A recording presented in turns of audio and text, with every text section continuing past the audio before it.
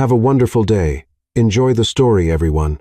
The third assistant in 3 days was crying. It was not a quiet type of crying. It was the loud, uncontrollable kind of sobbing that echoed through the marble halls of Carter Global, bouncing off the glass walls of the 35th floor like an emotional fire alarm. "You are fired," said Alexander Carter, his voice as sharp as the perfect crease of his $3,000 suit. His wheelchair was perfectly positioned behind the mahogany desk. He did not need to stand to command a room. His ice blue eyes did all the work. "But Mr. Carter, I only asked for 5 minutes to go to the restroom, and it took 7. He checked his Rolex. "Efficiency is not negotiable in this company, Miss Lawson. Human resources will process your exit.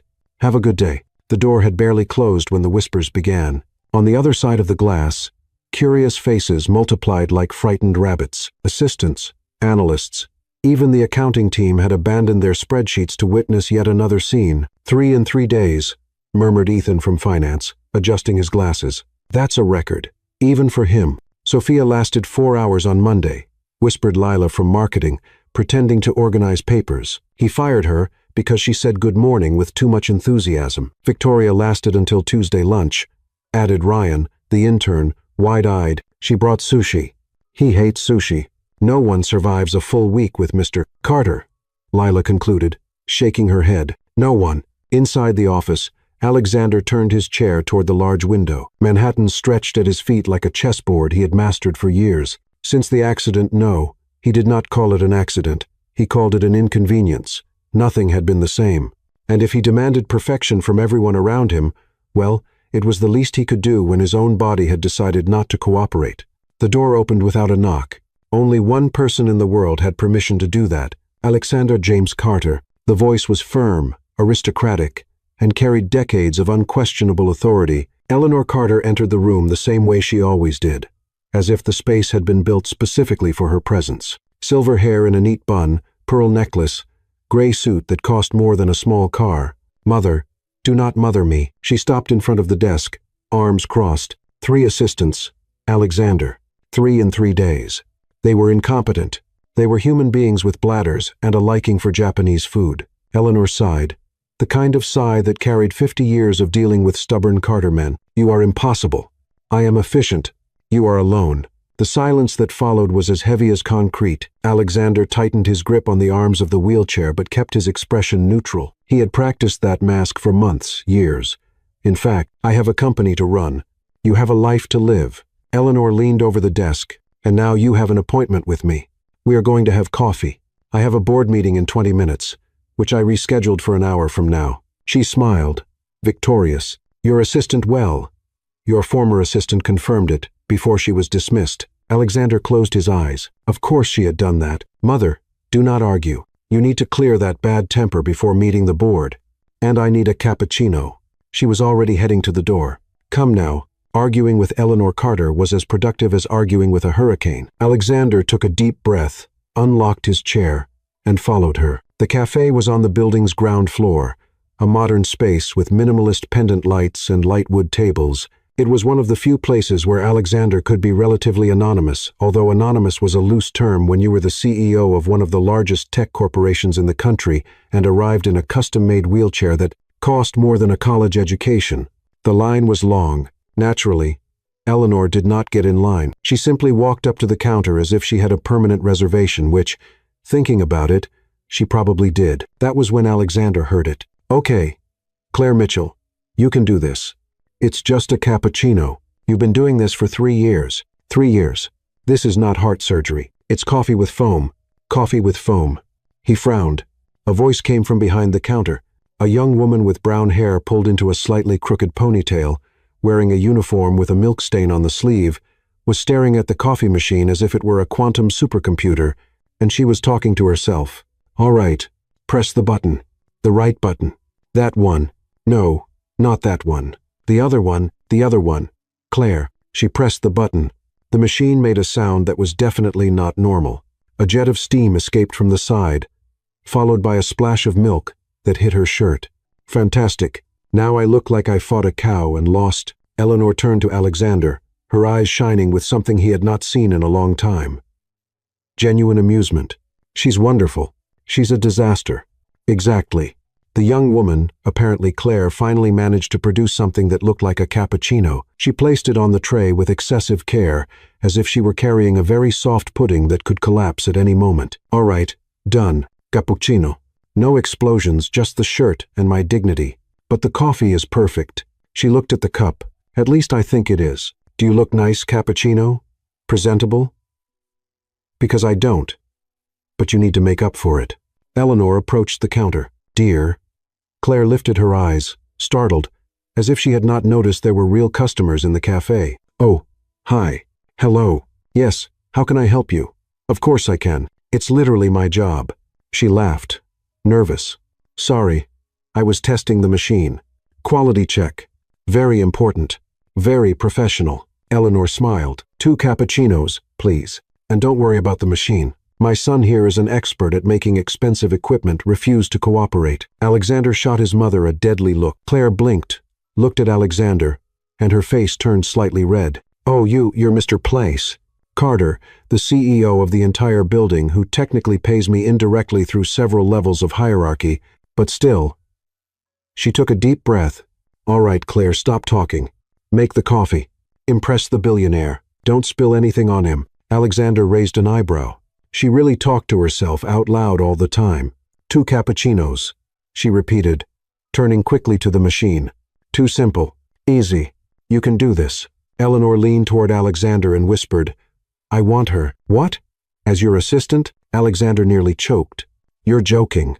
I am completely serious. Eleanor watched Claire with the same expression she used when she found a rare antique at an auction. She's perfect. She talks to coffee machines. And you talk to Excel spreadsheets at 3 a.m. We all have our quirks. Before Alexander could respond, Claire turned around with 2 perfectly made cappuccinos, the foam forming small hearts. Here they are. 2 cappuccinos. No victims. Today was a good day. Eleanor took the cups, handed one to Alexander, and then did something completely unexpected. She took a business card from her purse and slid it across the counter. Dear, have you ever thought about changing careers? Claire took the card. Confused. What? Human Resources, 12th floor. Tell them. Mrs. Carter sent you. Monday, 9 a.m. Don't be late. And then Eleanor simply walked out, leaving Alexander frozen in his chair and Claire staring at the card as if it were a treasure map written in Mandarin. Wait, what just happened? Claire looked at Alexander. Your mother just offered me a job here in this building? The same building where you fired 3 people in 3 days? Alexander closed his eyes. Welcome to my personal nightmare, Miss Mitchell. And then he wheeled out, pushing the chair harder than necessary, while behind him, Claire murmured, All right. That was surreal. Completely surreal. Should I accept? Should I refuse? Was I just recruited by a queen of the corporate world while I had milk on my shirt? Eleanor was waiting in the hallway, smiling like the cat that had eaten the canary. She's perfect, Alexander. She's chaotic, Mother. She's exactly what you need. Eleanor took a sip of the cappuccino, someone who isn't afraid to say what she thinks, even if she says it to herself. Alexander looked at his mother, then at the cafe, then back at his mother, and for the first time in months, he felt something other than the constant anger he carried inside his chest. Curiosity, which somehow was even more dangerous. Claire Mitchell was in the wrong elevator.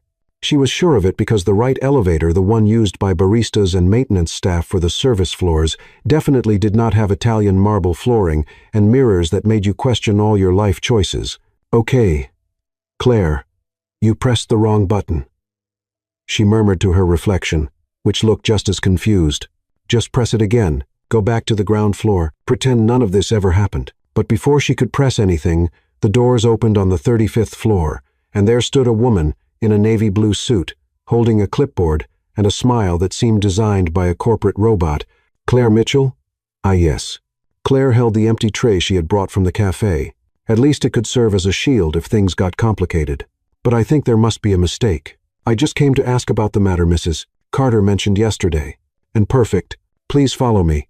The woman turned on her high heels with military precision. Wait, where are we going? To your workstation, of course. Claire blinked. My what now? But the woman was already marching down the glass and steel hallway, and Claire, because apparently she had lost all control of her own life, followed her. The 35th floor was intimidating in a way that made the cafe feel like a playground. Everything was white, gray, and chrome. People in expensive suits typed on computers that probably cost more than her car. No one smiled. No one made eye contact. It felt like walking into a science fiction episode where robots pretended to have corporate lives. Here it is. The woman stopped in front of a huge glass desk placed strategically right in front of an imposing door with a plaque. Alexander Carter, CEO. Claire felt her stomach drop. I'm sorry, but why is there a desk in front of Mr. Carter's office? Because it's your desk. The woman smiled and handed her an ID badge. Welcome to Carter Global, Miss Mitchell. I'm Jessica from HR. Mrs. Carter personally requested your hiring process this morning. Claire looked at the badge. Claire Mitchell, Executive Secretary, CEO. This must be a mistake. No mistakes. Jessica handed her a thick folder. Here is your employee handbook, computer password, access to Mr. Carter's calendar. And yes, she picked up an iPad from the desk, your management device. Mr. Carter has a meeting in 15 minutes. He prefers black coffee, no sugar, in a white ceramic mug. Temperature between 82 and 85 degrees Celsius. Claire blinked. You must be joking. Carter Global does not joke about coffee temperature. Jessica checked her watch. Good luck. And then she simply left. Claire stood there holding the badge, the iPad, the folder, and what was left of her dignity. Okay, Claire, breathe. She placed everything on the desk. This is some kind of test, right? Like those TV shows where they put you in absurd situations and film your reaction. There must be cameras. She looked around. Hello, production team. You can stop now. I'll sign the release form. No one answered because, of course, there were no cameras. Only the absolutely unbelievable reality that Eleanor Carter had somehow turned a barista who talked to coffee machines into the executive secretary of the most feared CEO in Manhattan. All right. Claire sat in a leather chair that probably cost more than 3 months of rent. Act natural. Pretend you know what you're doing. What does an assistant even do? She looked at the computer, then at the phone with more buttons than an airplane control panel, then at Alexander Carter's office door, which was closed and radiated an aura of walk-in and you're fired. Maybe I should just sit here. Quiet. Decorative. That's a skill, right? At that moment, the door opened. Alexander Carter appeared in his wheelchair, wearing a charcoal gray suit and an expression that could freeze the sun. His eyes met Claire's. He stopped for 3 full seconds. No one said a word. Then, Alexander sighed, the kind of sigh that carried the weight of 1,000 questionable decisions, and turned the wheelchair back into the office. Come in. It was not a request. Claire stood so fast she almost dropped the iPad. Yes, of course. Coming in. She tripped over her own leg, recovered, and stepped through the doorway like a baby giraffe learning to walk. Alexander's office was exactly what she expected. Minimalist, flawless, and intimidating. An entire glass wall showed Manhattan stretching to the horizon. Awards and certificates were aligned with military precision. No personal photos, no human touch. Alexander sat behind the desk, fingers interlaced, watching her with the same expression a scientist would use to study a new species of insect. So, he said, his voice dangerously calm, you're my new assistant. Technically, apparently, surprisingly, yes. Claire laughed, nerveux. But look, I think there's a huge misunderstanding here because I work at the coffee shop, and I can make a wonderful cappuccino, but I know nothing about, she gestured vaguely, whatever executives do. My mother hired you. Your mother is frightening. Alexander's eyebrows rose by 1 millimeter. Repeat that. I mean, Claire corrected quickly. Your mother is amazing, powerful, inspiring, a queen. Truly, she has a queen's energy. I kind of want her to adopt me, but I'm also afraid of disappointing her, which is confusing because I met her, like, yesterday. But, Miss Mitchell. Claire closed her mouth. Alexander leaned back in his chair, his eyes examining every inch of her. Do you have administrative experience? No. Business training? I have a degree in literature, which basically means I can discuss Shakespeare while serving coffee. Professional references?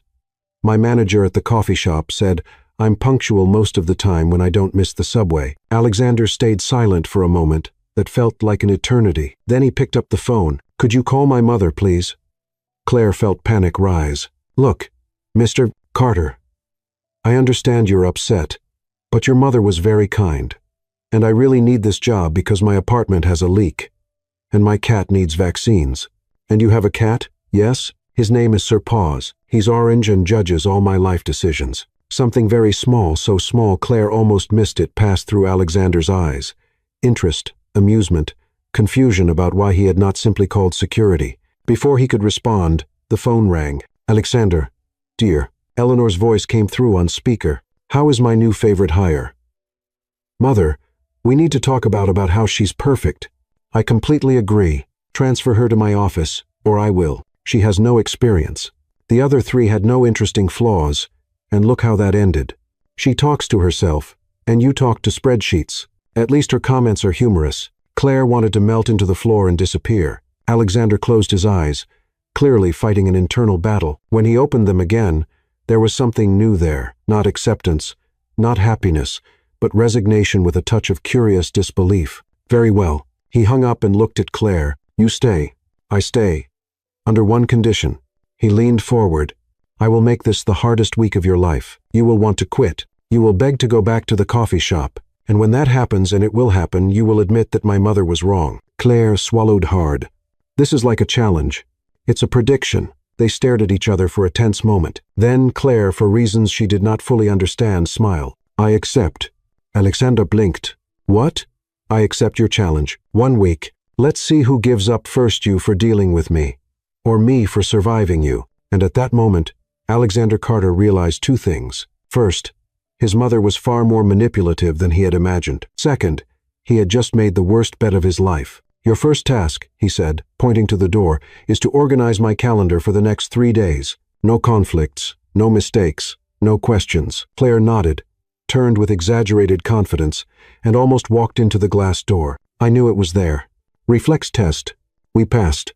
When she finally left, Alexander looked up at the ceiling and murmured, "What did I do to deserve this?" Outside, Claire sat at the desk, opened the iPad, looked at the screen full of color-coded appointments that looked like hieroglyphs, and whispered, "All right, Sir Paws. If I never return, you inherit my mug collection."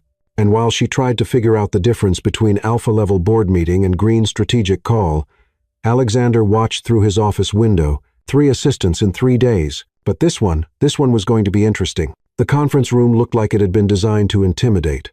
A polished mahogany table reflecting the recessed lights above, leather chairs that probably cost more than a semester of college, and 12 executives in identical suits looking at Claire as if she were an alien who had just landed on Wall Street, which, technically, was not far from the truth. "All right, Claire," she whispered to herself, adjusting the tablet she had been trusted with 10 minutes earlier. "You can do this. It's only a meeting. You've served coffee to important people. This is basically the same, just without the coffee, and with a much greater chance of public embarrassment." Alexander entered the conference room, his wheelchair moving quietly across the gray carpet. He did not even look at her, just positioned himself at the head of the table with the authority of someone who had built that empire. "Good morning," he said, and immediately all the executives sat up straighter. Claire tried to do the same, but her elbow hit the tablet, which slipped off the table and fell to the floor with a sound that echoed like thunder. Pairs of eyes turned to her. "Sorry," she murmured, quickly picking up the tablet. It was slippery, a traitor. "I'll sue Apple later." A man with thick-framed glasses frowned. Alexander cleared his throat. "Miss Mitchell will be joining the meeting today. Please proceed with the reports." One by one, the executives began their presentations. Numbers, charts, growth projections that made Claire's head spin. She tried to take notes, but half the time she did not understand the corporate language. "Q4 showed a 23% growth in the B2B segment," said a bald man from finance. "Is that good?" Claire whispered to herself, "Sounds good. 23, a solid number." The man paused, looking at her. "I'm sorry. I was just confirming mentally. Please continue." Alexander pressed 2 fingers to his temple as if a headache was forming in real time. Then she walked in. Laura Vance did not walk. She made an entrance. Perfectly styled blonde hair falling in waves over her shoulders. A fitted black dress that expressed power and money. Heels that made a sharp sound with every step. She was everything Claire was not. Polished, confident, and absolutely belonging to that world. "Sorry for being late," Laura said with a smile that did not reach her eyes. She sat next to Alexander, placing a hand on the arm of his chair with practiced familiarity. "Alexander, dear, we need to discuss the 3rd quarter launch campaign." "Dear." Claire felt something strange in her stomach, as if she had eaten an expired sandwich or jealousy. But obviously, it was not jealousy because she had known Alexander for literally 1.5 days. "Laura, this is not the moment," Alexander said, gently moving his arm away from the chair. "There's always time for strategy, Alexander." Laura finally looked at Claire, her eyes making a quick and clearly judgmental scan. "And who is this?" "Claire Mitchell, new executive assistant," Alexander answered, without emotion. "Assistant." Laura smiled, but it was not a kind smile. "How interesting. Where did you work before, Claire?" "At the coffee shop," Claire answered before thinking. "Complete silence. On the ground floor," she added, as if that made the situation better. "I made an excellent cappuccino. I won Employee of the Month twice. I have a certificate." The man with the glasses coughed, disguising what was definitely a laugh. Laura raised a perfectly shaped eyebrow. "Fascinating. Alexander has always had an eclectic taste in hiring. It was my mother's choice." Alexander cut in, and something in his tone made it clear the subject was closed. The meeting continued, but Claire could feel Laura's eyes on her like lasers. When they reached the design report, someone projected images of a new product on the screen. Alexander leaned forward, studying them with intensity, and Claire, without realizing it, murmured, "He looks like a millionaire penguin in an expensive suit." The silence that followed was overwhelming. 12 heads turned at the same time. Alexander froze, his fingers still above the tablet. Claire felt the blood leave her face. I said that out loud." No one answered, but their expressions confirmed that yes, she had absolutely said that out loud, not that penguins are bad. She rushed to explain. "Penguins are elegant, sophisticated, and the suit is beautiful, very expensive. Probably Italian or French or from somewhere that makes suits very well." The man with the glasses was biting his lip hard. The woman from marketing had her hand covering her mouth. Laura was looking at Claire as if she were a particularly irritating insect that needed to be crushed. Alexander, however, did something unexpected. He turned his face slightly, and Claire saw for just a second the corner of his mouth tremble. He was trying not to laugh. "Miss Mitchell," he said, his voice controlled but with something different in the tone. "Perhaps you should take quiet notes." "Yes, quiet. Definitely, completely silent." Claire pretended to lock her lips and throw away the key. And then, because the universe clearly had something against her, she added, "But the comparison was positive. Penguins are wonderful. They mate for life, very loyal." The man with the glasses let out a muffled laugh. Alexander closed his eyes briefly, and this time Claire was certain she saw a tiny smile. Laura, however, did not find it amusing. "Perhaps," she said, her voice as cold as ice, "we should give the new assistant a few lessons on corporate etiquette. Clearly, there's a significant learning curve." "Laura," Alexander cut in, and there was a warning in his voice. "I'm only trying to help, Alexander." Laura stood, smoothing her dress. "After all, this company has standards to maintain. We don't want accidents damaging our image." She gave Claire one last look, the kind of look a woman in a long gown gives someone who just stepped on her train and left the room. The tension eased slightly. Alexander continued the meeting as if nothing had happened. But Claire noticed something different. He was not as rigid, and twice she caught him looking in her direction with something that almost seemed like curiosity. When the meeting finally ended, the executives walked out in a line, some giving Claire sympathetic looks, others clearly trying not to laugh. Only Alexander and Claire remained. "Miss Mitchell," he said without turning around. "I know," she sighed. "Fired. I understand. I'll get my things. And you compared me to a penguin, a stylish penguin in an expensive suit." He turned his chair, and Claire saw something that completely shocked her. Alexander Carter was almost smiling. "My mother was right," he said, more to himself than to her. "You're absolutely chaotic. Is that a compliment?" No, but his tone suggested that maybe it was. He passed by her on his way to the door, then paused. "Laura doesn't like you. I noticed. That will make things complicated. More complicated than comparing my boss to a water bird?" This time, he definitely smiled small, quick, but it was there. "We shall see, Miss Mitchell. We shall see." And as he left, Claire stood there processing. Alexander Carter had almost laughed because of her. "Okay, Claire," she murmured. "You officially have no idea what's happening, but keep doing whatever this is. Apparently, chaos is working." Outside in the hallway, Laura watched through the glass wall, and for the first time in years, she felt something she was not used to feeling. Threatened, Claire had a theory. If you carried enough hot coffee, eventually you would develop superpowers of balance. That theory was about to be proven very wrong. It was 2 on a Thursday, and Alexander had a crucial presentation for Japanese investors. Claire had been instructed to do exactly one thing: bring coffee to the conference room without causing an international incident. "Okay, you can do this," she murmured, balancing the tray with 6 porcelain cups.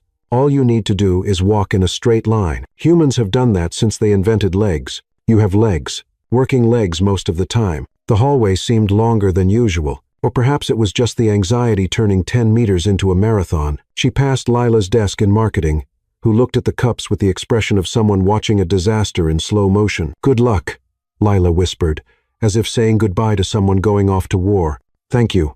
I'll need it." The conference room door was slightly open.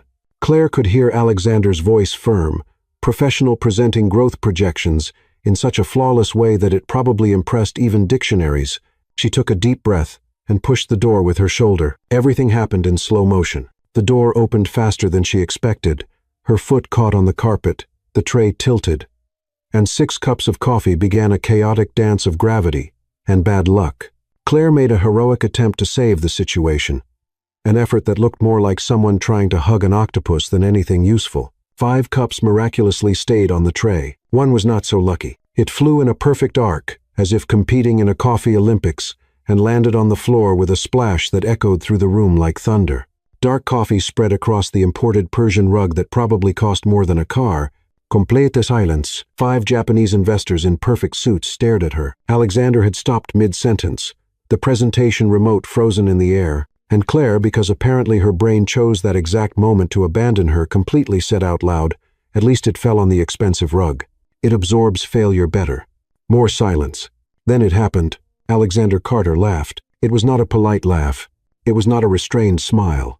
It was a genuine, real laugh that began as a muffled sound and burst into something he clearly could not control. He covered his face with his hand, his shoulders shaking, trying to recover and failing completely. The entire room froze. The investors looked at each other, unsure if they were supposed to laugh as well. Outside, through the glass walls, employees stopped what they were doing. Lila dropped her phone. Ethan from finance took off his glasses and cleaned the lenses 3 times, as if he did not trust what he was seeing. Ryan, the intern, whispered far too loudly, "Everyone, Mr. Carter is laughing. Is this real? Is someone recording this?" Claire stood there holding the tray like a shield, torn between irrational pride and absolute terror. Alexander finally controlled himself, wiping his eyes, his breathing still unsteady. "Sorry," he said to the investors, who were now looking at him with anthropological fascination. "My assistant has a unique talent for perfect timing." The leader of the Japanese group, an older man with glasses and a serious expression, suddenly smiled. "Honesty about mistakes is a sign of wisdom," he said in careful English. "Your assistant understands this." Claire blinked. She had just impressed international investors by accident. "I'll get a cloth," she murmured, slowly stepping back. "Leave it," Alexander said, still with traces of a smile on his face. Just sit there." He pointed to an empty chair in the corner. Claire obeyed, placing the tray on the side table and sitting with as much dignity as someone who had just spilled coffee on a $20,000 carpet could have. The presentation continued, but something had changed. Alexander was more relaxed. His gestures were less mechanical, and twice, when he made a subtle joke about market data, Claire saw the faint return of that smile. When the investors finally left, approving the project to everyone's shock, Alexander stayed in the room with Claire.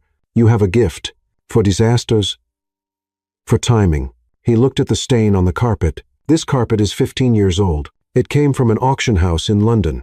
It survived 3 office moves, and you defeated it with a cup of coffee. Impressive, actually." Claire studied him. There was something different on his face, a softness that had not been there before. "You laughed," she said gently.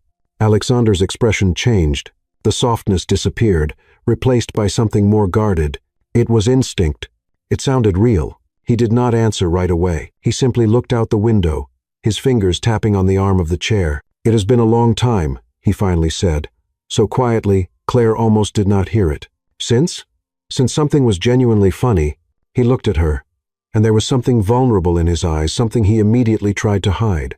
"Thank you," or "I'm sorry." I'm not sure what the correct response is when an assistant destroys valuable property but makes you laugh for the first time in 2 years. 2 years. Claire felt something tighten in her chest. "You're welcome," she offered. "Oh, sorry.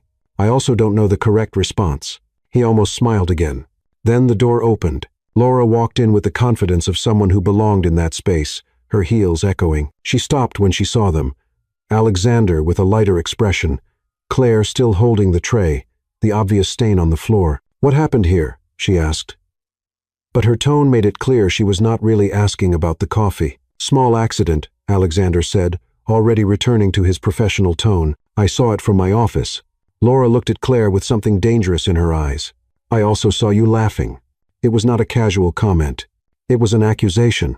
Alexander Stefanet. The meeting was successful. The investors approved. "Good." Laura moved closer, placing a folder on the table. "We need to discuss the brand campaign alone." It was a command disguised as a request. Claire stood up. "I'll take care of the cleaning." She left quickly, but not before seeing Laura turn to Alexander with an expression that mixed ownership and something darker. Outside, the buzz was overwhelming. He laughed. Lila was telling a group of 5 people, "Did you see that?" He really laughed. "First time in how long?" Ethan asked. "Years," Ryan whispered dramatically. Since the accident, Claire stopped in front of her desk, looking at the closed office door through the glass. Inside, she saw Laura speaking with energy, her hands gesturing. Alexander only listened, his expression back to the carefully constructed neutral one. The smile had disappeared completely, as if it had never existed, and Claire realized something that made her feel strangely sad.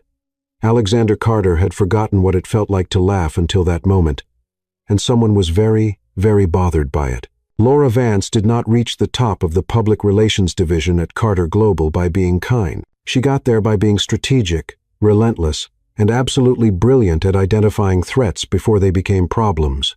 And at that moment, looking through her glass office window at the desk where Claire Mitchell was struggling to understand how an electric stapler worked, Laura saw a major threat. Alexander had laughed. For the first time since the accident that had pushed everyone away, including her, Alexander had laughed because of a clumsy barista who talked to inanimate objects. Unacceptably. Laura picked up the internal phone and dialed 3 numbers in sequence. 15 minutes later, she was sitting in the board meeting room with 3 of the company's most influential directors.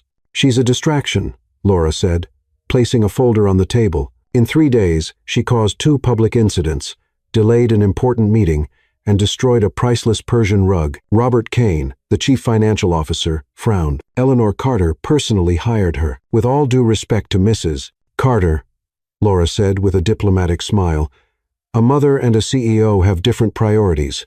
Eleanor see potentiel. We see corporate responsibility. Miss Mitchell has no qualifications, no experience, and is creating a work environment that is unstable." "Unstable? How?" asked Pamela Ruiz, chief operating officer. Laura leaned forward. "Alexander is different, more distracted. She makes him laugh in the middle of presentations. This affects his leadership image. Investors need stability, not entertainment." It was not completely a lie, but it was not completely the truth either. And Laura was an expert at using strategic versions of reality. "What do you suggest?" Robert asked. "Transfer, perhaps to another department. Or place her back in her previous position, something that minimizes direct contact with the CEO." The directors exchanged glances. "We'll monitor the situation," Pamela finally said. "But you make valid points, Laura." That was all she needed. Claire was having a serious argument with the elevator. "Look," she said to the polished steel doors, "I know you don't like me. That's fine. I don't like you either. You're claustrophobic, and make that strange noise on the 12th floor. That sounds like you're judging me." The door stayed closed. She pressed the button again. "Please. I need to deliver these documents to the 23rd floor. If I take the stairs, I'll get there when it's already night." The elevator continued its silent strike. "Big deal, you metal box," Claire muttered. "You're not even that special. I bet you don't even have decent Wi-Fi." The doors finally opened, and inside was Alexander Carter, looking at her with a mix of amusement and resignation. "You were arguing with the elevator." Claire froze, her face immediately red. "I was testing the acoustics for security purposes." "Very important. Security purposes." "Absolutely." She stepped inside, pressing herself against the opposite wall as if it would make her invisible, and you heard nothing. Selective hearing, great executive skill. The doors closed. The silence was so thick, Claire could hear her own heartbeat. 23rd floor?" Alexander asked. "Yes." He pressed the button. The elevator began to rise. and Claire silently prayed for a quick trip. Of course, the universe had other plans. The elevator stopped abruptly between the 14th and 15th floors. The lights flickered. "No," Claire whispered. "No, no, no, no." "Elevator. We were starting to get along. Don't do this." Alexander picked up the internal phone. "This is Carter. We're stuck in elevator D." A crackling voice replied. "Maintenance on the way." "Mr. Carter, 5 to 10 minutes. He hung up. Claire looked up at the ceiling, arms crossed. "I knew it. You're vindictive." She pointed at the buttons. "This is because I called you a metal box. Is that it? Too sensitive for modern technology." Alexander watched with clear fascination. "You truly talk to everything. Only when I'm nervous or bored or awake." She turned to him. "I'm sorry. I know you're trying to avoid me." He frowned. "What? The last 2 days, you leave rooms when I enter, you cancel meetings where I'd be present. You ask other people to give me instructions." Claire shrugged. "You don't need to be subtle. If you want me to leave, just say so." Alexander was silent for a long moment. "I'm not trying to avoid you. Then you're doing a poor job pretending I don't exist." He paused, clearly uncomfortable. "Laura made some comments about your suitability for the position." Claire felt something tighten in her chest. "Oh, I see. And she's not entirely wrong. You have no experience. You're chaotic. Thank you for the brutal honesty." But he continued, and there was something different in his voice. "My mother is rarely wrong about people, and you're different. Different in a bad way or a good way." Alexander looked at her directly. "I'm still deciding." The elevator chose that moment to shake slightly. Claire held onto his wheelchair. "All right, now it's just being dramatic. You're afraid of elevators." "I'm afraid of metal boxes hanging from cables over 30 floors of free fall. Yes, it's called survival instinct. It's called anxiety." Alexander found himself letting out something that almost sounded like a quiet laugh. "Have you always been like this?" "Like what?" "Saying everything you think." Claire considered the question. "My mother said I came into the world already narrating. The nurse asked if I was all right. And apparently I answered, 'All good here. Just processing the existential trauma of leaving a warm and comfortable place.' I was 20 seconds old." This time Alexander truly laughed. It was soft, almost reluctant, but it was real. "You made that up?" "Maybe." Claire smiled. "But it made you laugh, so it was worth it." The elevator shook again, and the lights flickered before steadying. Alexander watched her with an expression she could not read. "Why do you do that? Make up stories? Try to make me laugh." Claire grew serious. "Because you seem like someone who forgot how, and that's sad." She leaned against the wall. "And because when you laugh, your whole face changes.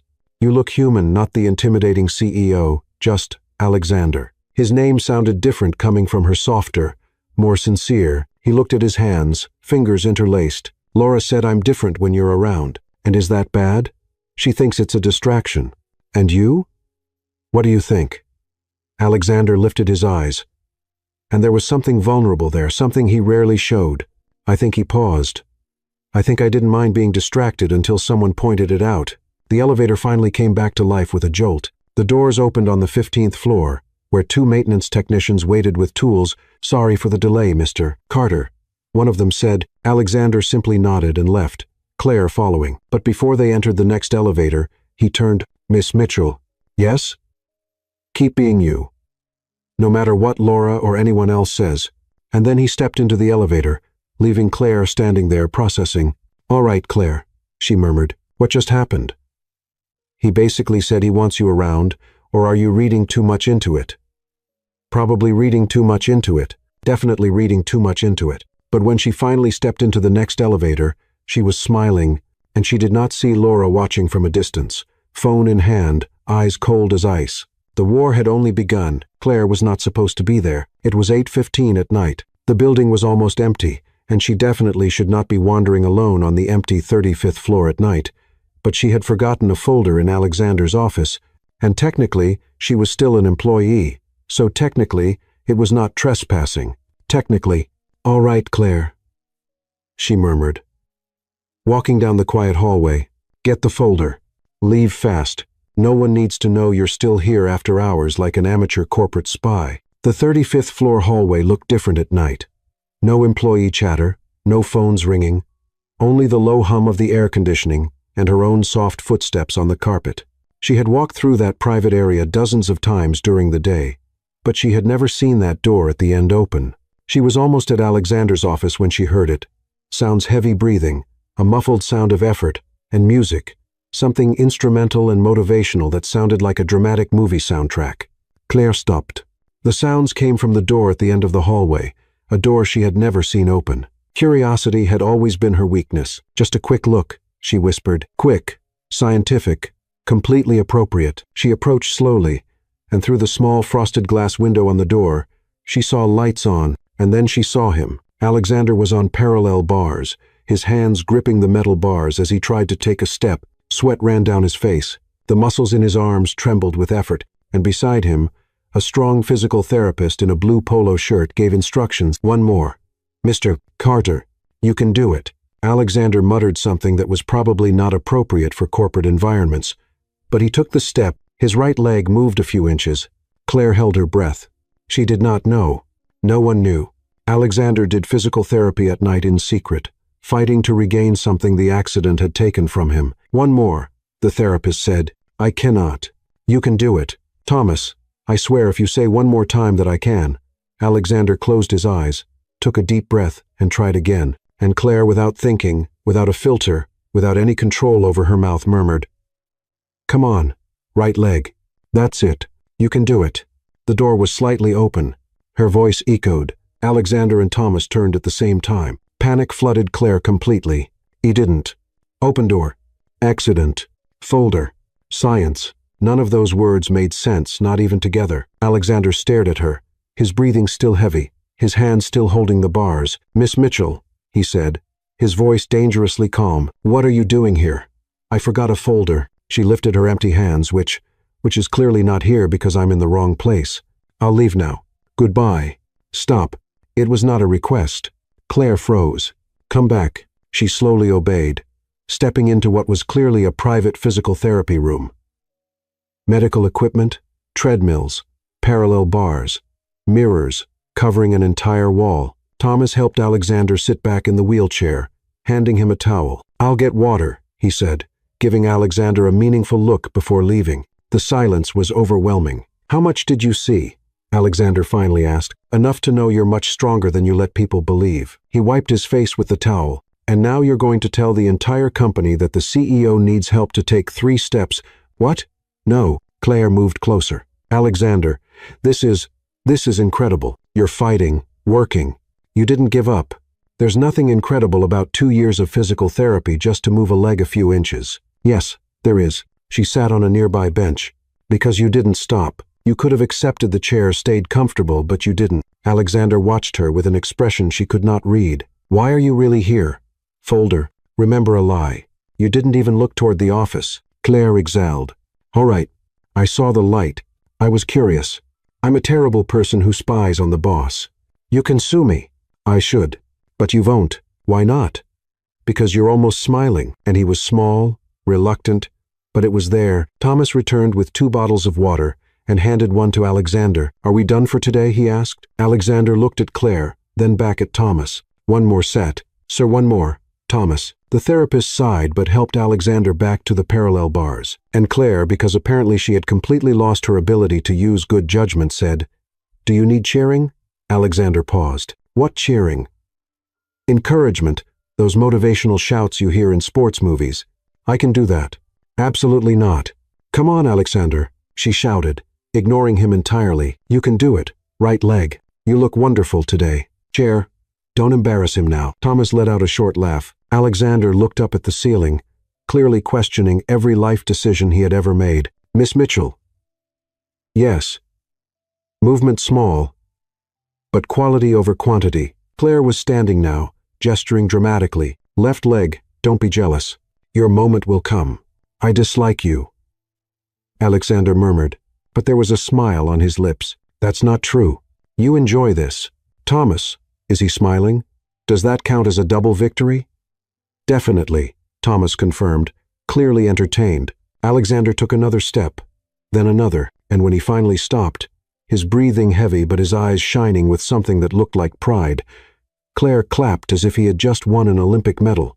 Champion. Someone play Eye of the Tiger. This man is a legend. Alexander laughed a real laugh. loud, and the sound filled the room like light. When Thomas finally helped him back into the chair, Alexander looked at Claire with an expression she had not seen before. Gratitude.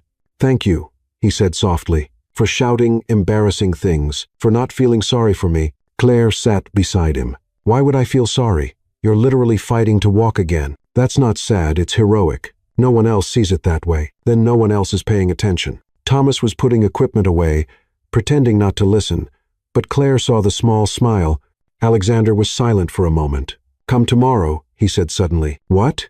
At 8 physical therapy session, he looked straight at her. If you're going to discover my secrets, you can at least be useful as, what did you call it? Cheering. Claire blinked.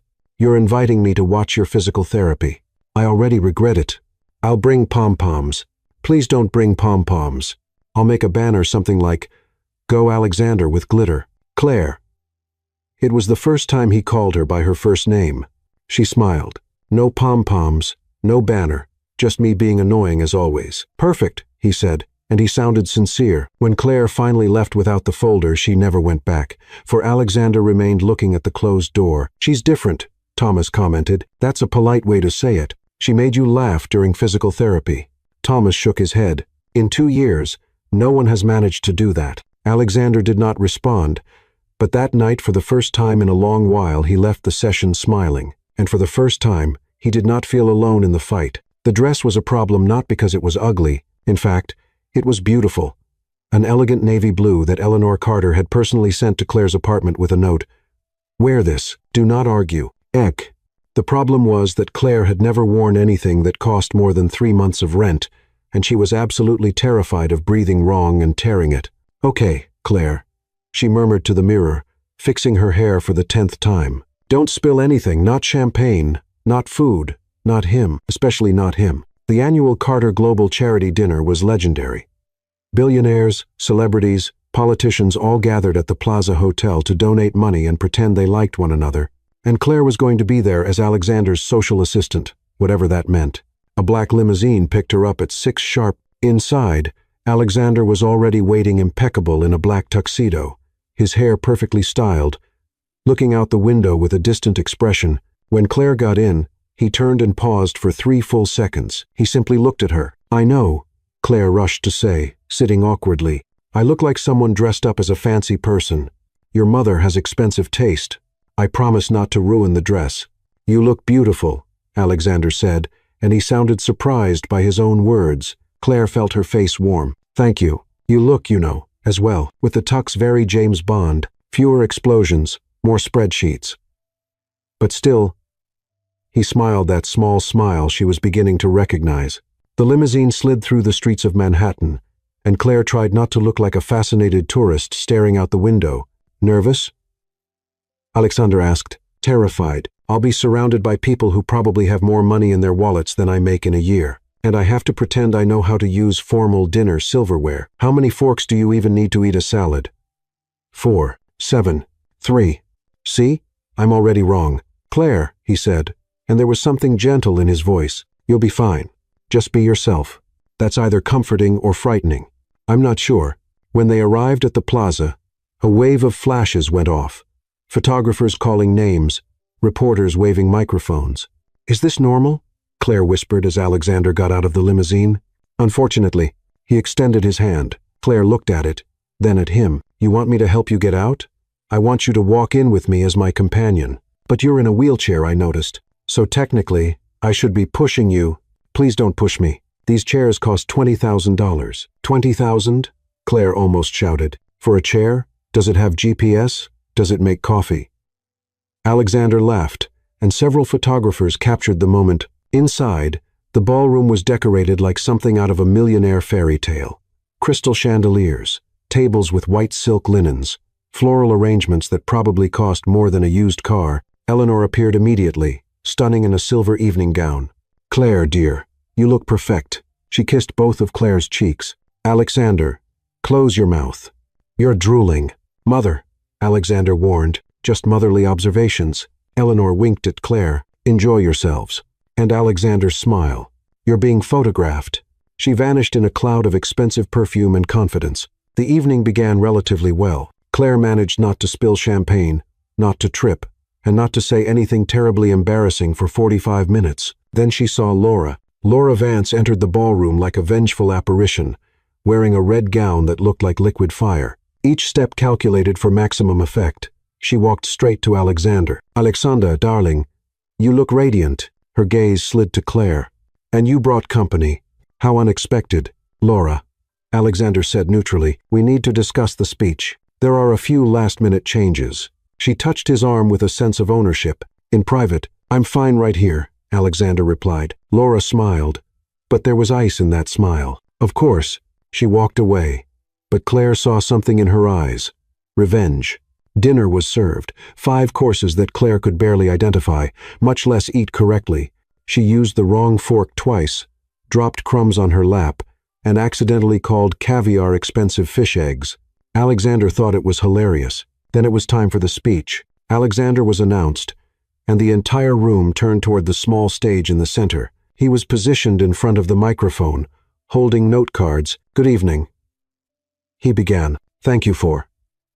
The microphone screeched, then died completely. Silence. Alexander tested it again. Nothing.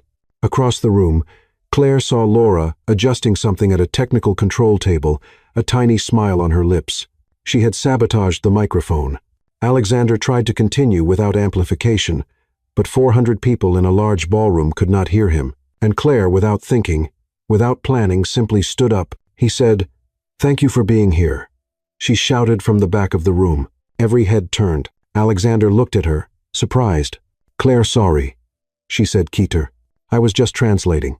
"Keep going," someone shouted. Eleanor from her table nodded encouragingly. Alexander looked at Claire, then at his notes, and clearly decided to take the risk. He spoke, and Claire, heaven help her, repeated it loudly. "This foundation represents hope," Alexander said. "This foundation represents hope, and also a lot of your money, but mainly hope," Claire added. Laughter spread across the room. Alexander almost smiled. "Together we can make a difference," he continued. "Together we can make a difference," Claire repeated, "and separately too. But together is more efficient. Teamwork." More laughter. Alexander was clearly trying not to laugh as he gave his speech, and Claire improvised more and more absurd translations. "Thank you for your continued support. Thank you for your continued support and for your donations, which are very generous. Your accountants will enjoy the tax deduction." The entire room was laughing now, even Alexander. When he finished, the applause was thunderous, and while everyone clapped, Claire saw Laura in the corner. Fists clenched, eyes burning. Alexander stepped off the stage and went straight to Claire. "You saved my speech. Technically, I ruined your speech, but with good intention, Claire," he said. "Serious now? Thank you. No one else would have done that." "Of course they would. You just need people who aren't afraid to look ridiculous." He held her hand brief, gentle, but the touch sent a surge of electricity up Claire's arm. "You're never afraid to look ridiculous," he said. "It's my superpower." Across the room, Laura watched, and Claire realized something that made her swallow hard. The war had just escalated. The silence was overwhelming. Alexander noticed it at 9:15 Monday morning, when he wheeled past Claire's desk and heard absolutely nothing. "No, okay, Claire, you can do this." "No. Come on, computer work with me today." No one-sided conversation with the printer about its self-destructive tendencies, just silence. Claire was sitting perfectly straight, typing with robotic efficiency, her eyes fixed on the screen as if she were in a staring contest. Alexander stopped. "Good morning, Miss Mitchell." "Good morning, Mr. Carter," she replied without looking up, formal, cool, completely different. He waited. He waited for her to say something about the elevator making a strange sound, or about her coffee being too hot, or about anything random she usually narrated. Nothing. "I need the third quarter reports by noon," he said, testing. "Yes, sir. They're already in your inbox." "Oh, good." He hesitated. "Are you well?" "Perfectly well, Mr. Carter." And then she returned to typing, efficient and silent, like a well-oiled machine. Alexander entered his office, closed the door, and felt something unusual in his chest. Worry, curiosity, confusion, longing. At 10:30, Lila from marketing walked past Claire's desk. "Hey, Claire, did you see where I left that file?" She stopped, looking around. "Where's the sarcastic comment? The internal narration? The, 'Okay, Lila, breathe'? The file is in the blue folder." Claire smiled politely. "Third drawer on the left blue folder." "Thank you." Lila stared at her as if she were an alien. Are you okay? Perfectly. Lila backed away slowly, clearly disturbed. At noon, Ethan from finance tripped near the coffee station, dropping 3 spoons on the floor. Normally, Claire would have murmured something like, "The spoons are rebelling. Ethan, be careful." But she simply kept walking silent, with a perfectly balanced cup of tea. Ethan looked at the spoons on the floor as if they had lost all meaning. At 2:00 the afternoon, the elevator made that strange noise again, the metallic squeak between the 12th and 13th floors that always made Claire comment about the machine's troubled soul. 3 people in the elevator waited. Claire remained silent, looking at the ceiling as if she were meditating. Ryan, the intern, whispered to a coworker, "Is she all right? Should someone check if she's still breathing?" Alexander called Claire for a meeting at 3. She walked in with a tablet and pen, sat down, and waited in professional silence. "We need to review next week's schedule," he said. "Of course. Tuesday, meeting with investors at 9. Noted. Wednesday, lunch with the board. Noted. Thursday, results presentation. Noted. Alexander paused. You're not going to say anything about Thursdays being cursed or that presentations should be illegal before coffee?" Claire looked up, confused. "Why would I say that, Mr. Carter?" "Because you always say these things. I decided to be more professional." "Why?" She hesitated, and for the first time he saw something pass through her eyes. Pain quick, but it was there. "Because I was informed that my behavior is inappropriate for a corporate environment." Her voice was perfectly controlled, "so I'm adjusting." Alexander felt anger rise. "Who told you that?" "It doesn't matter." She stood up. "If you don't need anything else, I have reports to organize. Claire, Miss Mitchell, please." And she left, leaving Alexander staring at the closed door. Laura showed up at 4. "I see your assistant finally learned corporate etiquette," she said, sitting in the chair in front of Alexander's desk without being invited. "It was you," he said. "It was not a question. I simply had a conversation with her, woman to woman. I explained that her peculiar behavior was reflecting poorly on you." Laura smiled. She understood. Smart young women understand when they're out of their place. Alexander stared at her. "Get out of my office, Laura." "Now." Laura stood, but there was triumph in her eyes. "I'm only protecting you as I always have." When she left, Alexander turned his wheelchair toward the window. The building looked different.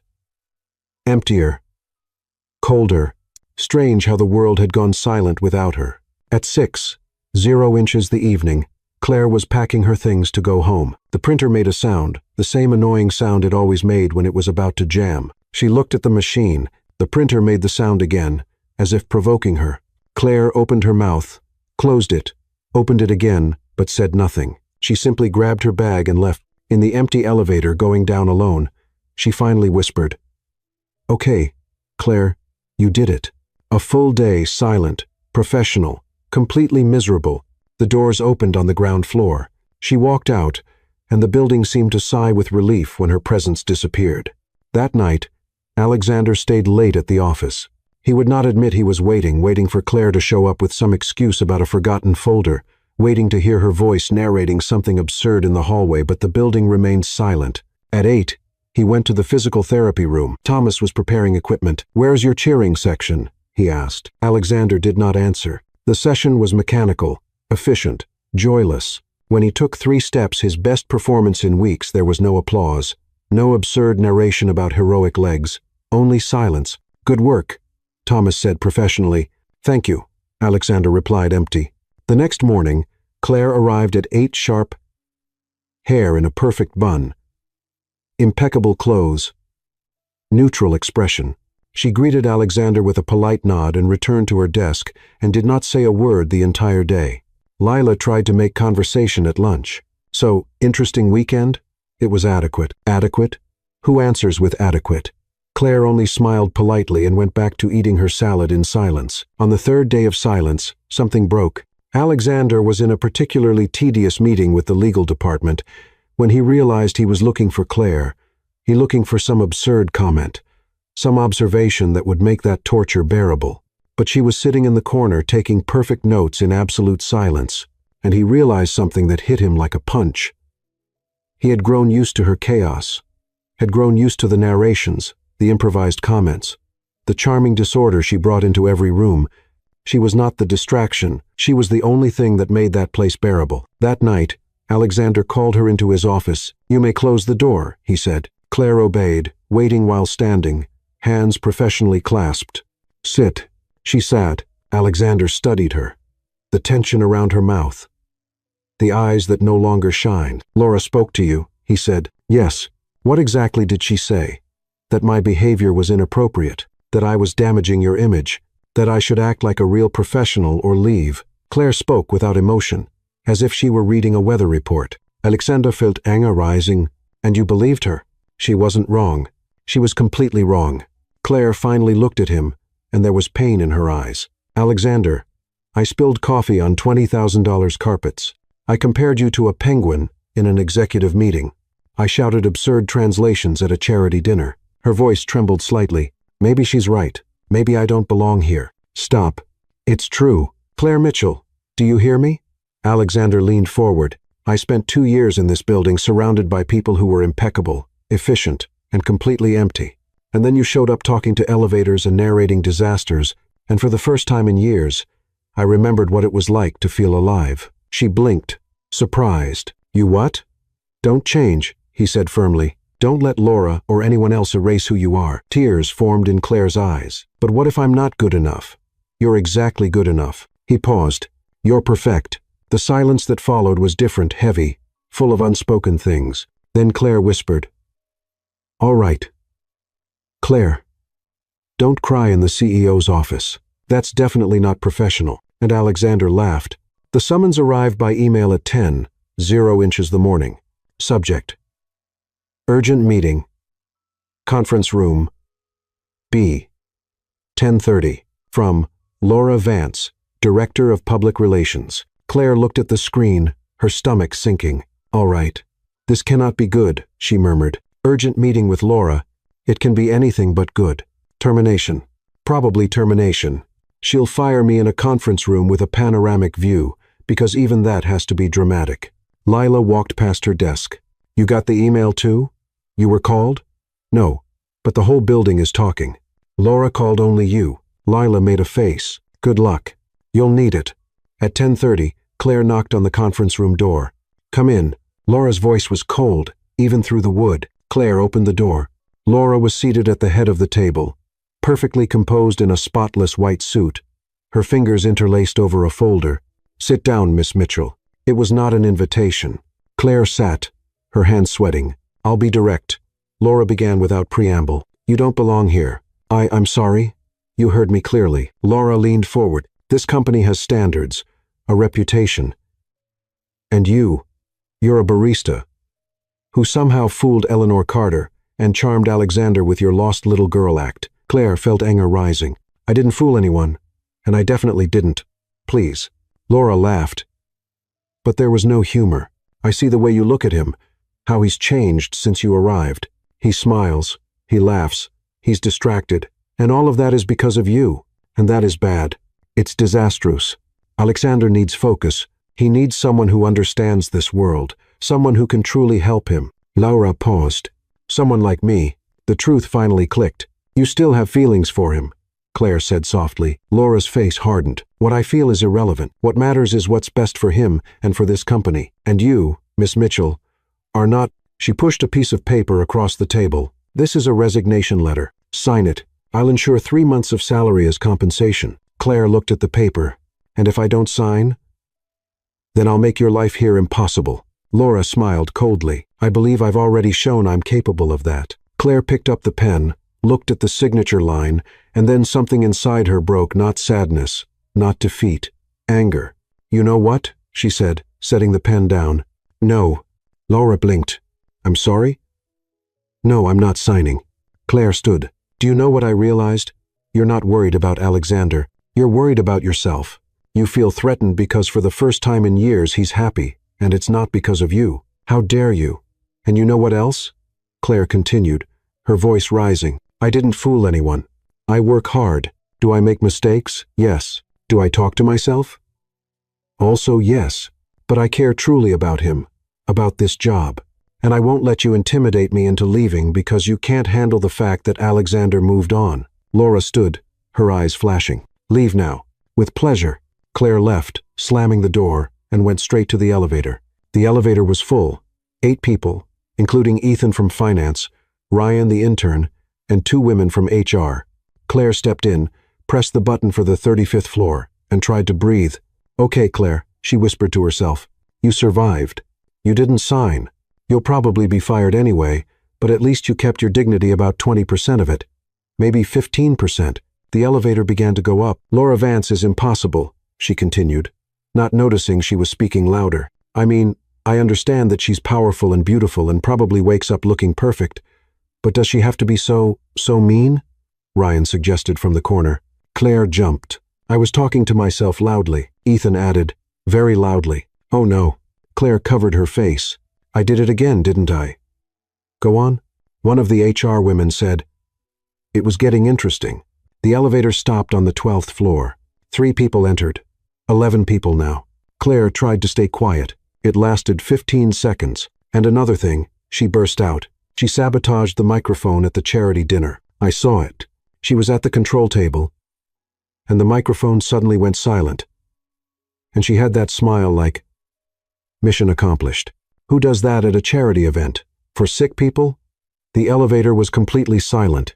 Everyone was looking at her, and she told me to stop talking to myself, Claire continued, words flowing out uncontrollably. She said I was embarrassing Alexander, that I didn't belong here, that I should sign a resignation letter. But do you know what I think? I think she's jealous because Alexander is happy, and she can't control that. The elevator stopped on the 20th floor. 2 more people entered it. "Oh, this is good," one of them said. "Continue." And do you know the worst part? Claire was on a roll now, unstoppable. She thinks she's protecting him, but she's only protecting herself because she hasn't moved on from the breakup. And instead of living her life, she's sabotaging anyone who makes Alexander smile. The elevator stopped on the 23rd floor. Laura Vance entered. The silence was instant and deadly. 13 pairs of eyes moved between Laura and Claire like a tennis match. Laura looked around, sensing something was wrong. "What's going on here?" No one answered. Then Ryan, blessed Ryan, whispered far too loudly. She just narrated a scandal in real time. Laura turned slowly to Claire. Claire swallowed. "Technically, I was talking to myself. It's a medical condition. Lack of filter. Genetic, probably. You just accused me of sabotage in front of 13 witnesses." Ethan added helpfully. "I'm not speaking to you." Laura nearly shouted. The elevator stopped on the 35th floor. The doors opened, and there was Alexander waiting to step in. He looked at the crowded elevator, at Laura's red face, at Claire looking like she wanted to disappear, and at the 13 clearly fascinated witnesses. "Would someone like to explain?" he asked calmly. Silence. Then Lila, who had just arrived in the hallway, said, "Claire exposed Laura for sabotaging your microphone at the charity dinner and trying to force her to resign." In the elevator, Ryan added, "With 13 witnesses," Ethan concluded. Alexander looked at Laura. "Is that true?" "Alexander, let me explain. Is it true?" He repeated. Colder. Laura opened her mouth, closed it, opened it again. Then she simply left the elevator, her heels echoing as she disappeared down the hallway. Alexander stepped into the elevator and pressed the emergency stop button. Everyone out now. 13 people exited at record speed. The doors closed, leaving only Alexander and Claire. "You exposed the director of public relations in an elevator with witnesses," he said. "Technically, it was an accident. I was processing verbally." Claire looked at her shoes. "You're going to fire me, aren't you?" "Fire you?" Alexander laughed. "Claire, you just did something executives pay lawyers to do. You exposed corporate misconduct with witnesses, so I'm not fired? You're being promoted?" Claire lifted her head, shocked. "What? Anyone brave enough to narrate a scandal in real time in a crowded elevator deserves more than executive assistant." He smiled. "Besides, I need someone honest at my side. Apparently, you can't lie, even if you try. Is that a character flaw?" "It's your greatest strength." The elevator was still stopped, suspended between floors, and Claire realized they were very close. "Thank you," she whispered, "for believing in me." "Always," he replied, and when the doors finally opened on the 35th floor, 13 employees were still there, clearly waiting to see the outcome. Back to work. Alexander stepped out first. The show is over, but as they dispersed, Claire heard the whispers. "She's a legend. Better entertainment than cable TV." Someone should record these things. And for the first time in days, Claire gave a real smile. Laura Vance might have had power, but Claire Mitchell had something better.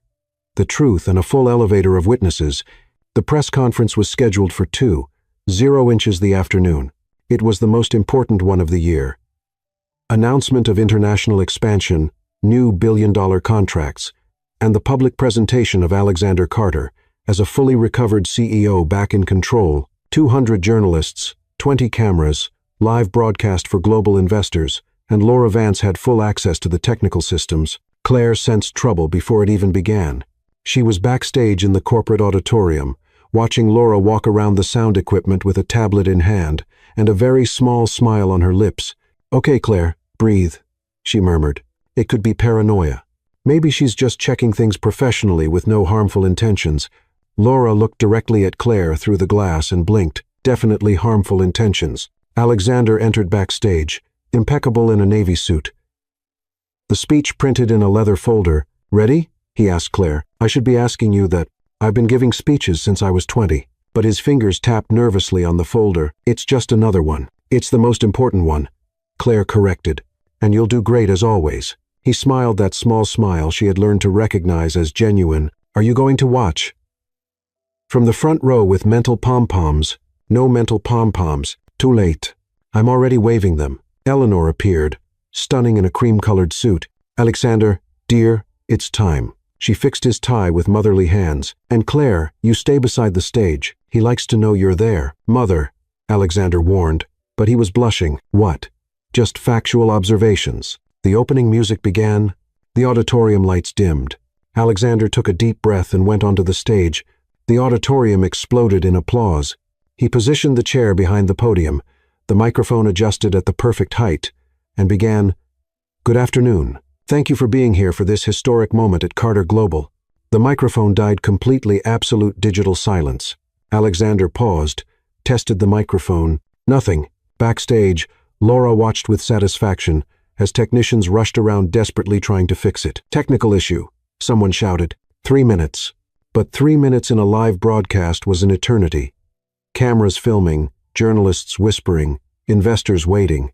Alexander tried to continue without amplification, but 200 people in a large auditorium could not hear him. Frustration crossed his face, and Claire saw it.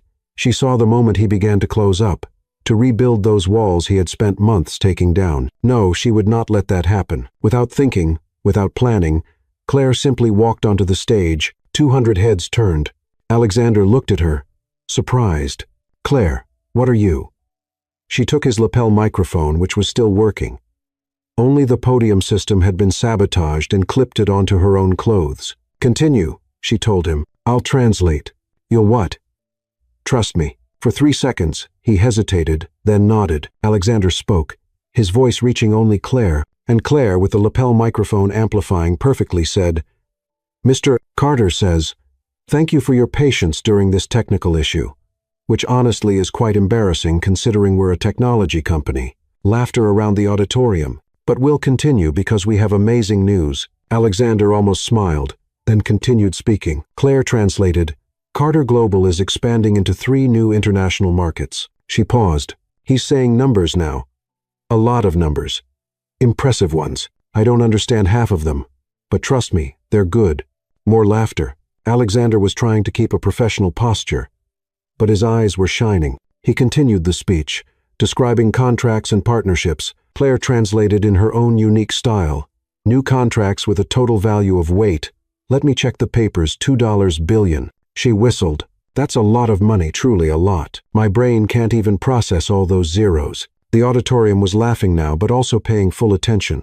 Then Alexander reached the emotional part of the speech, the part about resilience, about not giving up, despite the obstacles. He spoke softly, and Claire listened to every word. "He's saying," she began, her voice softer, "that the last 2 years were the most difficult of his life, that there were moments he wanted to give up, that the wheelchair felt like a sentence, not a tool." The auditorium was completely silent now. "But then," Claire continued, "he found people who didn't pity him, who didn't treat him as fragile, who challenged him, who made him remember that strength isn't about standing, it's about continuing to fight, no matter how." Alexander watched her, and there was something intense in his eyes. "And he wants to thank," Claire said, her voice trembling slightly, "the person who showed up, talking to herself, spilling coffee, and accidentally reminding him that imperfection is human, and humanity is what makes all this."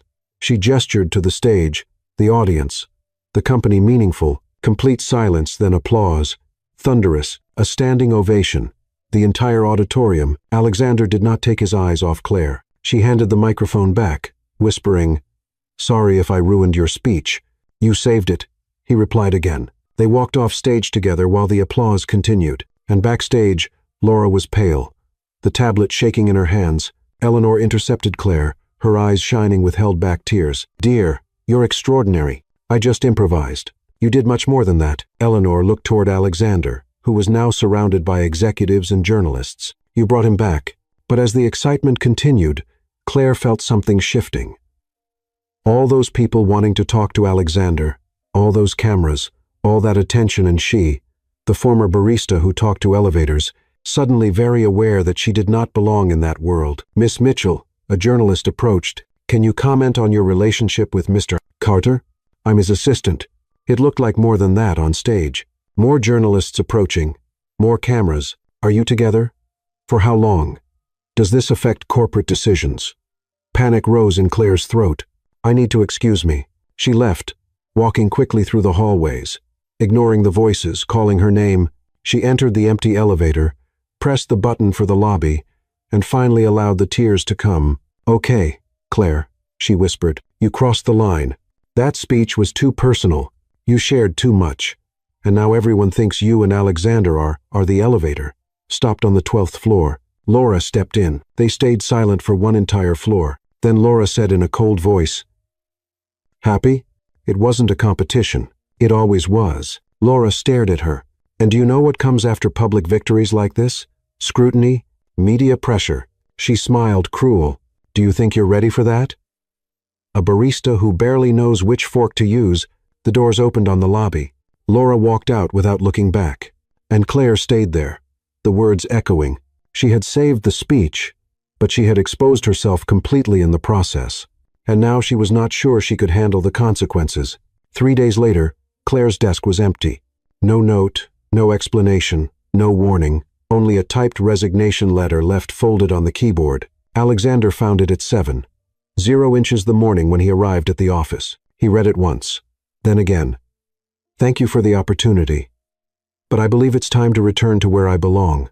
CM." And for the first time in years, Alexander Carter felt his heart truly break. 3 months, 92 days, since Claire had left that folded letter and disappeared from Manhattan like smoke. Alexander had tried everything. Calls that went straight to voicemail, emails that returned unread. He even hired a private investigator who only discovered that she had gone back to her hometown, Willowbrook, a small town upstate New York with more cows than people. And every day he looked at the empty desk outside his office and felt the silence like a physical weight. Eleanor finally lost her patience on a Tuesday morning. She entered his office without knocking a mother's privilege and slammed a folder on the desk hard enough to make his coffee shake. "Alexander James Carter." "Enough. Mother, I'm in the middle of 3 months of self-destructive misery. I noticed." She crossed her arms. "The company is functioning from you're breathing, but you're not living. And we both know why. I don't know what you're talking about. Terrible liar. Always were." Eleanor leaned over the desk. "So go get her, you foolish man." Alexander stared at her. She made it clear she doesn't want. She made it clear she was afraid. "There's a difference." Eleanor softened her voice. "Dear, you spent 2 years hiding behind this desk. Claire brought you back to life, and you're going to let her walk away because it's easier than fighting?" The words hit like a punch. "And if she doesn't want to see me, then you come back alone and at least you'll know you tried." Eleanor picked up her purse. "But something tells me she's there talking to herself, waiting for you to show up." Willowbrook was a 3-hour drive from Manhattan. Alexander rented an adapted SUV. Driving with hand controls had been one of the first things he relearned after the accident, and drove along the highway, while the GPS gave directions in a monotonous voice. The town was exactly as he imagined. Main Street with a hardware store, small market, gas station, that also sold fishing bait, the kind of place where everyone knew everyone's. The address the investigator had given him was a small 2-story house on the outskirts of town with a white fence and a garden that needed care. Alexander parked in front, his heart beating so hard he could hear it. "Okay," he murmured to himself. "You came all the way here. Don't give up now." He was transferring to the wheelchair when he saw it. A man walked out the front door, tall, muscular, probably 6'3" of pure muscle and good genetics. Dark hair, a t-shirt that showed arms that clearly spent time at the gym, easy smile, and he was carrying suitcases. Claire's suitcases. Alexander felt the world stop. The man placed the suitcases in the trunk of a blue sedan, then went back inside the house laughing at something. And then Claire appeared, hair down, jeans, and a simple t-shirt, laughing too. The man said something. She hit his arm playfully. Alexander could not breathe. She had moved on. Of course she had 3 months. She was beautiful, funny, incredible. Why would she not move on? And he had come all the way here, pathetic and desperate, to do what exactly? But then he saw the man carry one more suitcase, and something inside Alexander broke. He had not come all that way to give up on the sidewalk. Alexander pushed his chair to the front door and rang the bell. Claire opened it and froze. "Alexander." Her voice was pure shock. "What are you? How did you? May I speak with you?" he asked, and he hated how his voice shook. Yes, of course." She stepped out, closing the door behind her. "How did you find me?" "Private investigator. I'm sorry if it seems frightening. It seems desperate. I am desperate." Claire blinked. The man came out of the house at that moment carrying another suitcase. "Claire, this is the last." He stopped when he saw Alexander. "Oh, hi. Hello," Alexander replied, his voice colder than he intended. Awkward silence. Claire looked between the two men as if watching a disaster in slow motion. "Alexander," she began. "This is—" "Look," Alexander interrupted, because if he did not say it now, he never would. "I don't care. What if you moved on? If you found someone? If you're happy here?" He took a deep breath. "I don't care. I mean, I care obviously. I care a lot, but I came all this way because I need you to know something." Claire was very still. "In the last 3 months, I tried to go back to normal, tried to be the old Alexander. Efficient, focused, controlled." He let out a humorless laugh. "And I realized I don't want to be that Alexander. I want to be the Alexander who laughs at bad jokes, who listens to unexpected narration, who has mental cheerleading pom-poms. I want to be the Alexander you reminded me I could be." His voice broke. "And if you found someone else, if you're happy, then I'm happy for you. But I needed you to know that you changed my life, that I love you." Absolute silence. The man stood there with his mouth open. Claire had tears in her eyes. Alexander waited hard in pieces, expecting rejection. Then Claire did something unexpected. She smiled small. "Mischievous. Alexander," she said softly, "this is my brother, Daniel." The world stopped spinning. "Your brother?" She pointed to the muscular man. "Daniel, older brother, firefighter, overly protective, terrible timing." Daniel nodded, clearly trying not to laugh. "And nice to meet you, man. She doesn't stop talking about you alone. All the time. It's driving Sir Paws crazy." Alexander looked at Claire, at Daniel, back at Claire. "Brother," he repeated, stunned. "Brother," Claire confirmed. "So you're not?" "He's not." "Boyfriend?" "No." She stepped closer. "Much too brother for that." "Hey," Danielle protested. "I'm a premium catch. You're muscular and annoying family." "Daniel, I'll let you two talk." He went inside, but not before whispering to Alexander. "She cried watching corporate videos of your company on YouTube. Just so you know." When they were alone, Alexander finally breathed. "You let me think for 3 whole minutes that you had a boyfriend. You deserve to suffer a little." But she was smiling through tears. "You said you love me." "I did, and I'll say it again.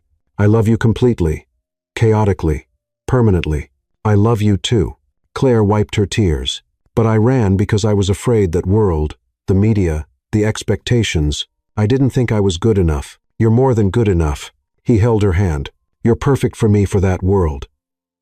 For any world. Even when I talk to myself, especially when you talk to myself." Claire laughed the laugh he had missed every second of the past 92 days. "You drove 3 hours to get here. I'd drive 300 in an adapted wheelchair. It's still impressive. It's very impressive." She knelt in front of him. "So what happens now?" "Now?" Alexander smiled. "Now you come back with me, back to Manhattan. Back to me. And if I say I want to stay here," he did not hesitate, "then I stay too." And Claire knew in that moment that he meant it. 6 months later, Alexander Carter was standing not in the wheelchair that had been his companion for 2 years, not being pushed or assisted, standing on his feet with 2 carbon fiber canes that cost more than a compact car, but still on his feet, The Carter Global Auditorium was full. Employees, investors, media, and in the front row, Eleanor Carter with a silk handkerchief tight in her hands and tears she refused to let fall because Carters do not cry in public. Dear, we simply sweat through the eyes. Beside her, Claire Mitchell, now officially Vice President of Human Development, a position Eleanor had created specifically for her because someone must make sure this company remembers it's made of people, not robots, was biting her thumbnail. All right, Claire, she whispered to herself. Don't cry. You already cried 3 times today during breakfast, in the elevator. And when Sir Paws knocked over the favorite mug, you used up your tear quota. Lila, seated behind her, leaned forward. You're narrating again. It's an emotional day. Narration happens. Faire. Alexander began to walk. Step cane, slow, steady, but walking. The auditorium erupted in applause before he even reached the podium. He smiled the sincere smile Claire had taught him to rediscover and motioned for the audience to sit. Thank you, he said into the microphone. And yes, I checked 3 times this microphone works. Laughter filled the auditorium. Claire covered her mouth, smiling through tears. 2 years ago, Alexander continued, my life changed permanently. An accident put me in a wheelchair and forced me to rethink everything I believed about strength, control, and success. The auditorium was silent, every person absorbing his words. I spent a long time thinking strength was about standing about not needing help, about controlling everything around me. He paused, and then someone came into my life talking to elevators, narrating disasters, and accidentally reminding me that being human is not weakness, it is power. Claire felt her heart tighten. He was looking directly at her. This person taught me that vulnerability is courage, that asking for help is strength, that laughing at our own mistakes is freedom. Alexander took a deep breath, and because of that, today I'm pleased to announce a new initiative. At Carter Global, a giant screen behind him lit up. Mitchell Project, giving voice to those who were silenced. Claire stopped breathing. The Mitchell Project, Alexander explained, is a mentoring and employment program for people who face barriers in the job market. People with disabilities, people who were silenced by systems that value perfection over potential, people who deserve a chance to show that chaos can be genius in disguise. Applause echoed. Claire was shaking. All right, Claire, she murmured, tears now falling freely. It's only the man you love honoring you in public with a multi-million-dollar program with your name. Breathe. Inhale. Exhale. Don't faint. Fainting would be embarrassing. Eleanor took her hand and squeezed it. He loves you, dear. I know. Claire wiped her tears. It's frightening and perfect at the same time. Alexander continued describing the program. Scholarships, corporate training, partnerships with accessibility organizations, and then he said, and to lead this project, we need someone who understands deeply that everyone deserves to be heard, someone who was never afraid to speak. Even when she spoke to herself, he smiled. Claire Mitchell, do you accept? All eyes turned to her. Claire froze. What? To lead the Mitchell Project? Alexander looked at her with that expression that said, trust me. Do you accept? You're offering me a job in the middle of a corporate presentation with 300 witnesses. That is professionally questionable, completely. I accept. Applause exploded, standing ovation. The entire auditorium. Claire stood, her legs weak, and walked to the stage. Alexander held out his hand. She took it. You named an entire program after me, she whispered. You filled my entire heart with your presence. We're even. That was sentimental. It was sincere. Sentimental and sincere. He laughed, and the sound was picked up by the microphone, echoing through the auditorium. And then, because Alexander Carter never did anything halfway, he got down on one knee. Well, technically, he set one cane aside, held the other for balance, and went down on one knee, with the grace of someone who had practiced that movement 50 times with Thomas, the physical therapist. The auditorium gasped all at once. Claire covered her mouth. Alexander, what are you? He took a small blue velvet box from his suit pocket. Claire Mitchell, he said, his voice trembling but steady. You walked into my life spilling coffee, talking to machines, and accidentally teaching me how to live again. You showed me that strength comes in unexpected forms, that love can be chaotic and perfect at the same time, that the best part of life is the part we cannot control. Tears streamed down Claire's face. You're not doing this. I'm absolutely doing this. He opened the box, revealing a diamond ring that probably had its own postal code.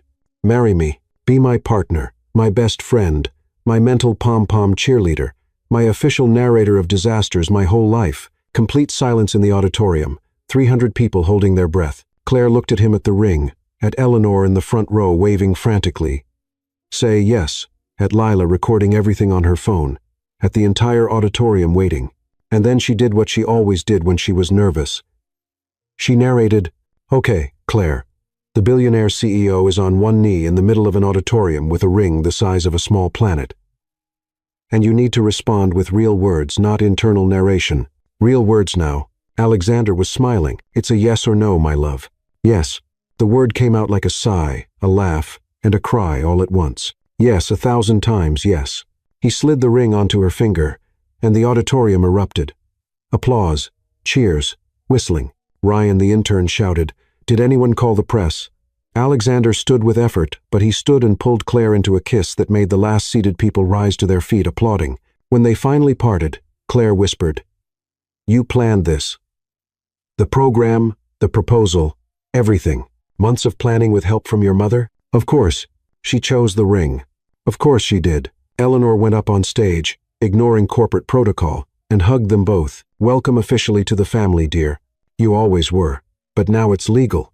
3 months later, the wedding took place in the garden of the Carter estate, a place that looked like it came out of a fairy tale, with hundreds of hanging lights, white flowers everywhere, and an aisle Alexander had insisted on walking himself with canes slowly but standing. When Claire appeared at the end of the aisle in a simple and elegant white dress, hair loose with flowers woven through it, Alexander felt tears he did not try to hide. The ceremony was short, sweet, and interrupted only once when Claire murmured during her vows, "Okay, Claire, don't trip. Don't cry too much.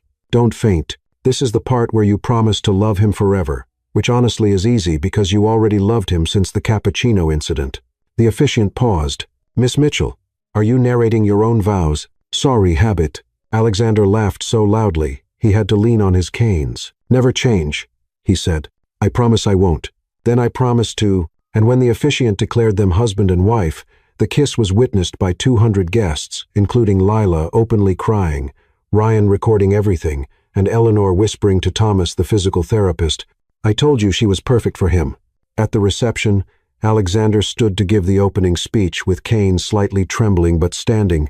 "My wife," he began, and Claire gasped at the sound of the words, "taught me that the best stories are not about perfection, they're about imperfect people finding perfection in each other." He lifted his glass to Claire, the woman who arrived speaking to herself, and accidentally healed the silence in my life. "I love you forever."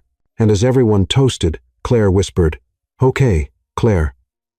You married a billionaire who walks with canes and loves you for talking to yourself. If this isn't a modern fairy tale, I don't know what is." Alexander heard and smiled because he always heard and always would, forever. And so ends the story of Claire Mitchell and Alexander Carter, from a barista who talked to coffee machines to vice president of human development and wife of the CEO, from a billionaire in a wheelchair who fired assistants in minutes, to a man who learned to laugh, to love, and to walk again, not necessarily in that order, proving that sometimes the best stories begin with spilled coffee, unplanned comments, and someone brave enough to be authentically imperfect